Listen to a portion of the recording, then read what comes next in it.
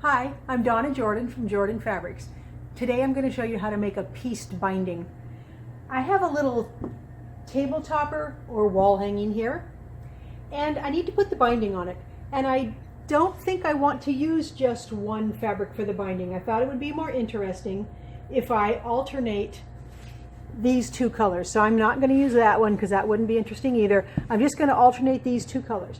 So I need to figure out what size pieces to put on here so that if I seam the binding, I won't end up with a seam right in the corner because that's hard to sew and doesn't look very good. So I'm going to measure the piece and do some calculations and figure out how big to cut those binding pieces.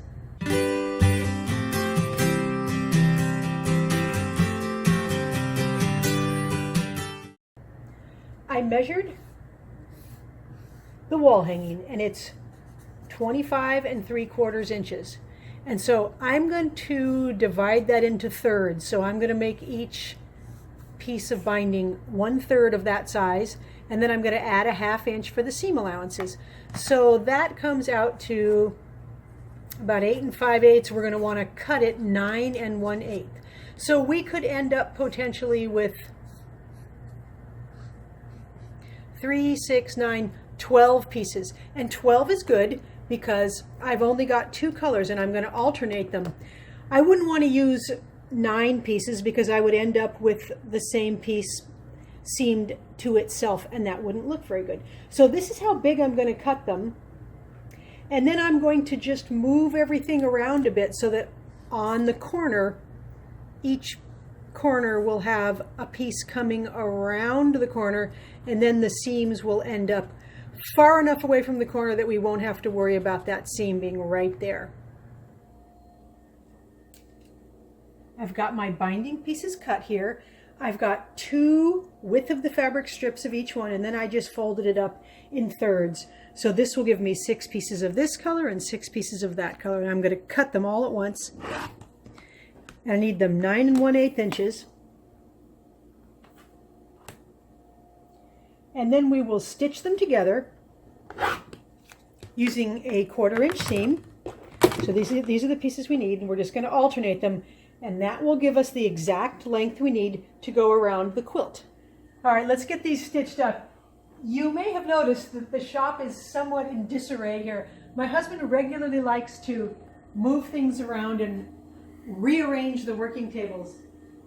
It always turns out better. But even though it's Father's Day, he decided to do that today. So we're going to stitch these into one long piece, and we're going to be really precise, just as if it was patchwork. So we're going to use a real careful 1/4 inch seam. And then we're going to iron all the seams open. So we're going to take every seam here. I am going to do this with the steam iron, but we're going to press every seam open like that. So we're just going to alternate. I've got this all into one long piece, and I've ironed all of these seams open, and it's all nice and flat. And now we are going to fold it in half. So you can see I've already got it started here. It looks really pretty. So we're going to fold it in half and make sure that this seam folds right on top of itself. And then steam press as we go. So I'm just lining the edges up, and this is how I always make my binding. This just happens to have a lot more seams in it than normal. We're ready to stitch this onto the quilt now, and I'm going to use light colored thread to stitch this onto the quilt. So while we're talking about thread, we get a lot of questions. What color thread should I piece with? When I'm piecing really dark and really light, I'm going to use a lighter colored thread. Because if I use dark thread here, and for some reason a stitch shows, there is nothing I can do about it.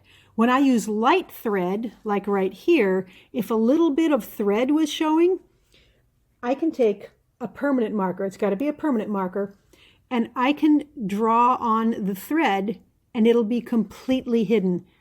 I mean, this isn't an issue. Normally we don't have any thread showing anyway, but once in a while, maybe you had a little tension problem. Just get a permanent marker that's slightly lighter than your dark background, and you can cover up any flaw. Okay, we've got the whole binding ready here. Now you can see that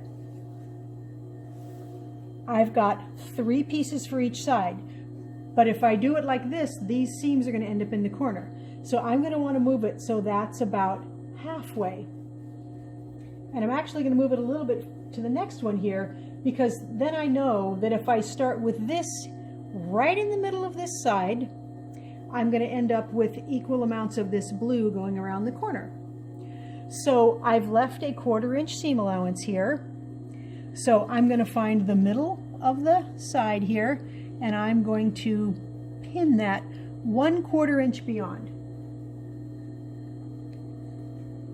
Now if we're real careful when we stitch our binding on, we're going to come around and it's going to exactly match up with a 1/4 inch seam allowance. In reality, we may have to take a little bit bigger than a 1/4 inch seam allowance because it's hard to be exact around a whole quilt, but it'll be really, really close. So I'm going to start stitching right about here, and I'm going to use a 1/4 inch seam.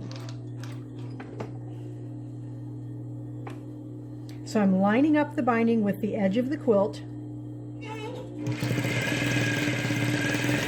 and I'm going to stitch all the way around. Don't stretch the binding, don't stretch the quilt, just lay it right on top. Now, a 1/4 inch from this edge, I'll stick a little pin in here. That's where we want to stop stitching. So we want to go to that spot and back tack. You might have to turn your flywheel by hand so you can get to right to that spot and then back up.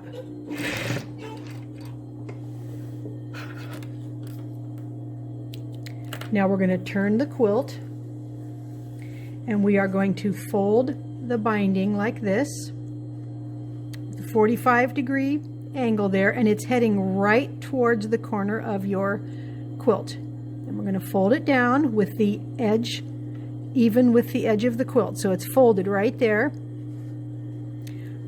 So I can feel this because there's a little extra there, but you've got this little flap that will fold back and forth. So right along this line and right along this line where the stitching is, right where those intersect, that's where we want to start stitching. So you can stick a pin there if you want, and then I'm going to take it out right before I sew. So we're going to start, and then we're going to back tack a little right to that spot, and then we're going to keep going. All right, I'm on the last side here, and this worked out just about perfect for my 1/4 inch seam, so I'm going to open these up and stitch it.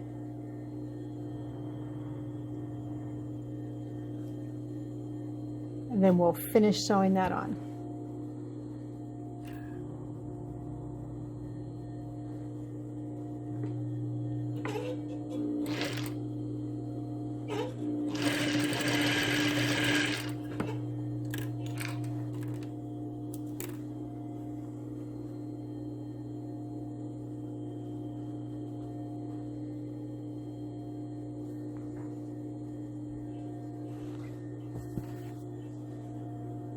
Perfect. Next step is to press this open. So I am going to pull it away and draw my finger down here. Now, if you don't want to use your fingernail, you can use the side of a spoon, but this really helps the next step if you open this up hard. You can't get all the way to the corner, but pretty close. So I'm going to do this all the way around, and that will make it really easy to turn it to the back side so that we can stitch it. The next step is to turn the binding to the back side, and we're going to stitch from the top. We're going to stitch in the ditch, and it's going to catch the binding about 1/8 of an inch from the edge there. So we're just going to turn it to the back. I've got blue thread in the bobbin, light blue, and I've got a dark blue for the top because we're actually stitching on this dark fabric. We're in the ditch, but the needle is actually in this fabric. So I've got the needle down, it's like it's pinning it, and I'm going to turn this to the back and kind of crease it and then hold it, and now I'm going to stitch in the ditch.